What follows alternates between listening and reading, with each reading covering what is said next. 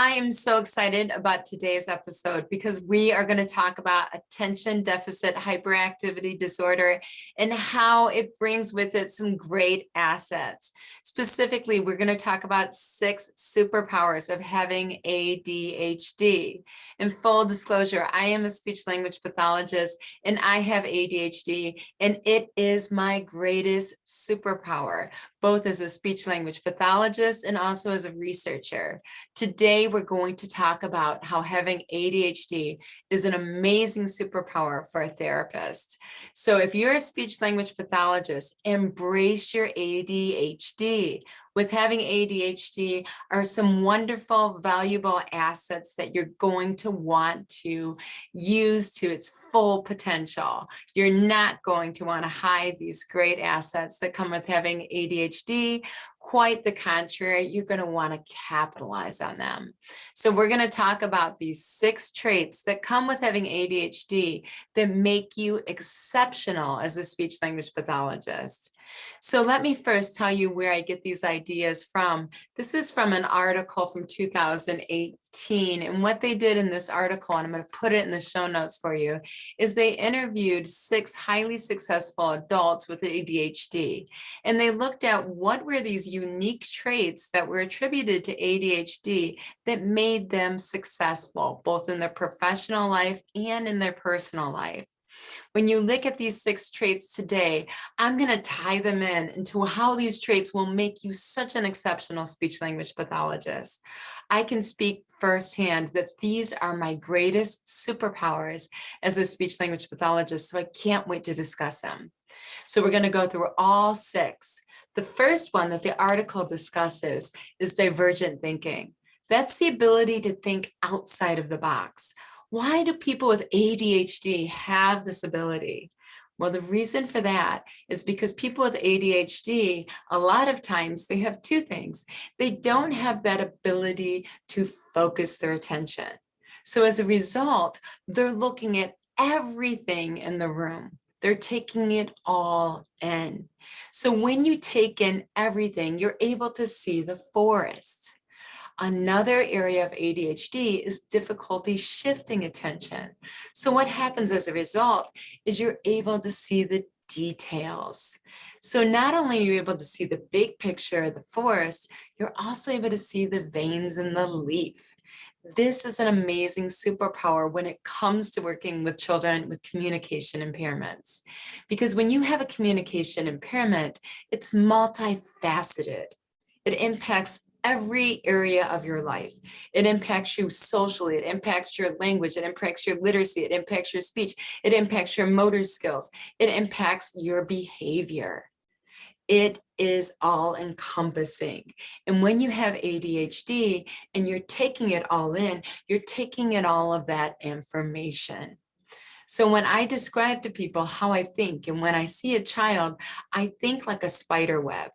And at one time, I'm taking in all information, and maybe you do this as well. I'm taking in information from every area of the child's developmental domain simultaneously.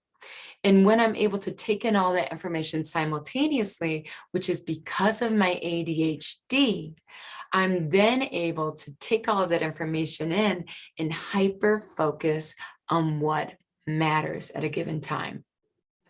So it's that ability to see the forest, but to also see the details. So for instance, maybe I'm working with a child that has a speech sound disorder. And I see in that child, there's motor issues, there's perception issues, there's social issues. And I look at every aspect of how that speech sound disorder is impacting that child's life. And I say, I need to work on the R sound. It's like, why do you need to work on the R sound, Kelly? And I'm going to say, because it's very frequent and socially it's going to have the greatest impact.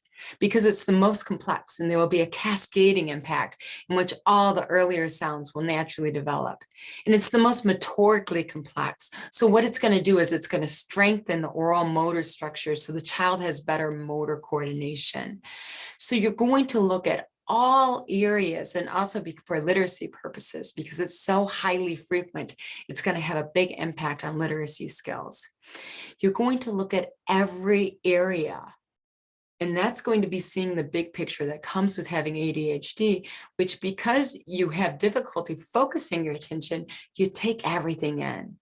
But then, because you also have difficulty shifting attention, you hyper focus.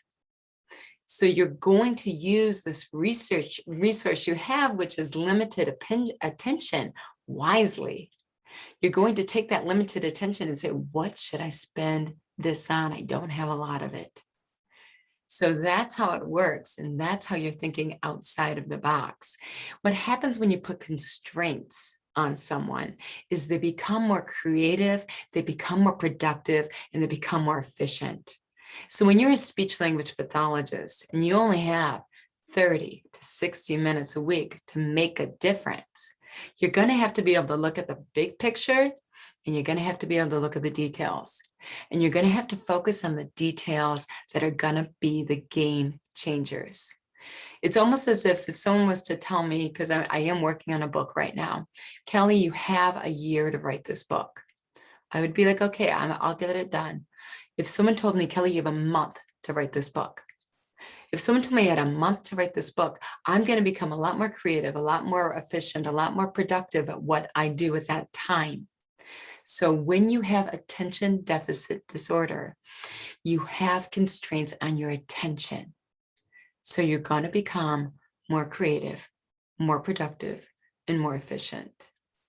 So that is the first superpower, divergent thinking. The second superpower is courage. When you have attention deficit hyperactive disorder, it makes you a little bit different.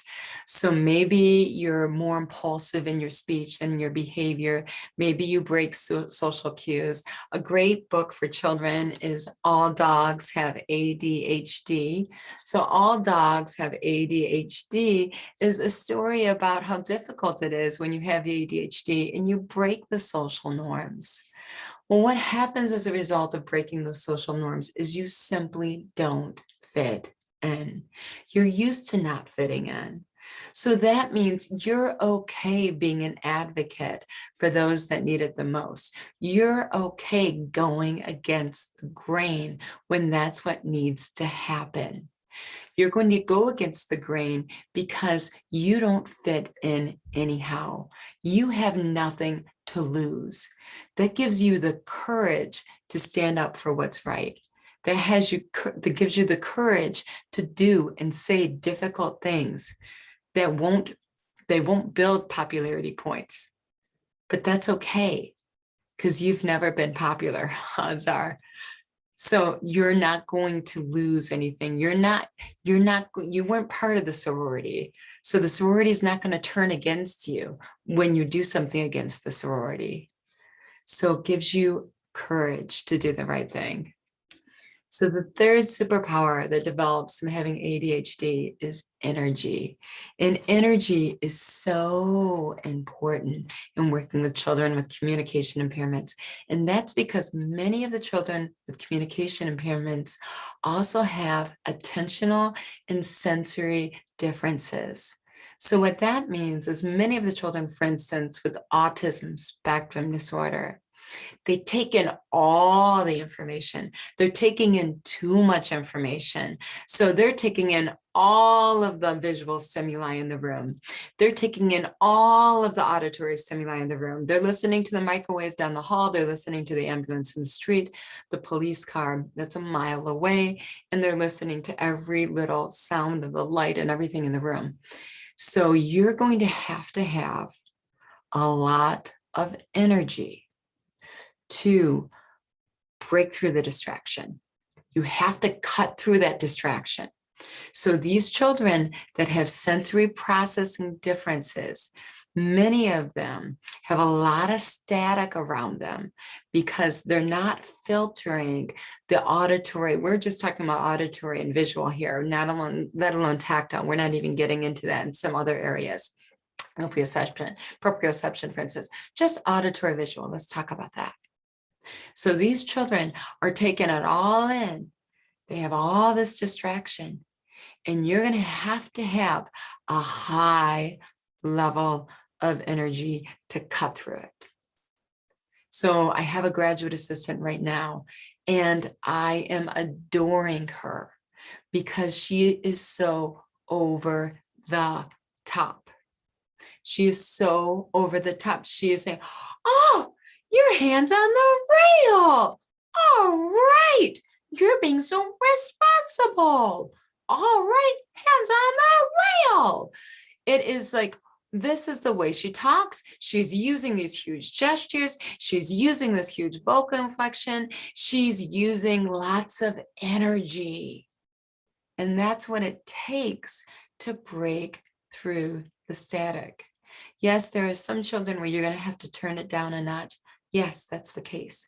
But for many of the preschoolers we work with, to cut through the static, you got to turn it up, way up. And that does require a lot of energy. So the next ADHD superpower is humanity. As I mentioned before, because many children with ADHD or adults that become adults, they've experienced not fitting in often in their life.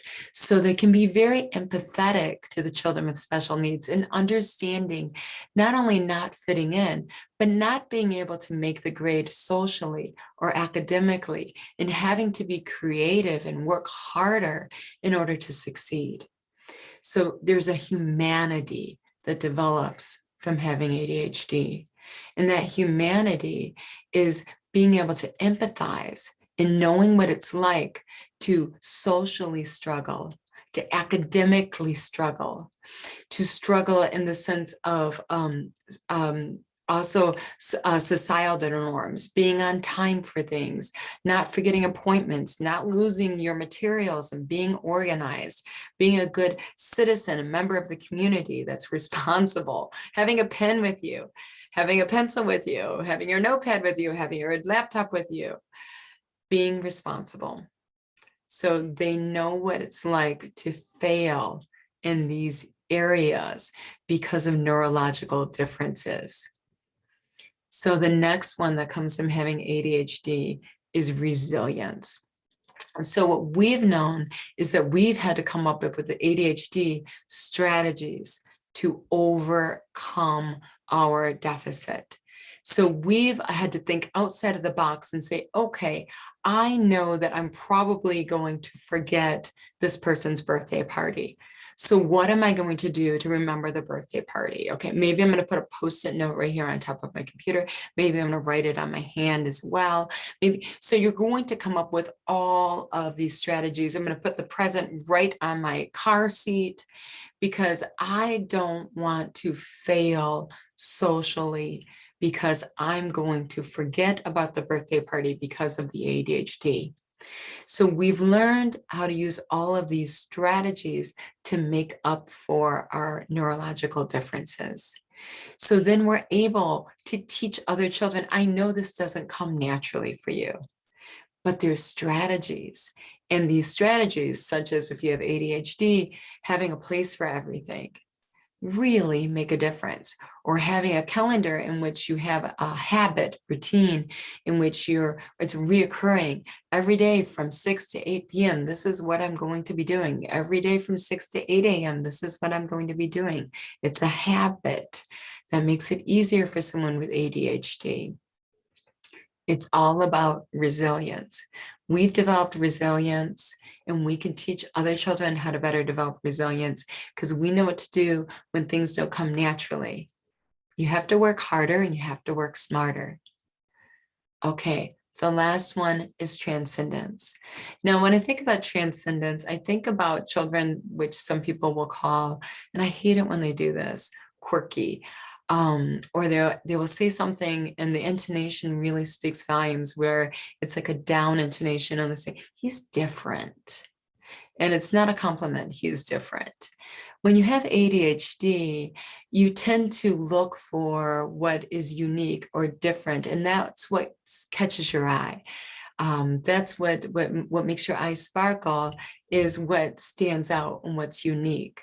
What makes an emerald on a beach is because it's not sand. It's different. It's unique.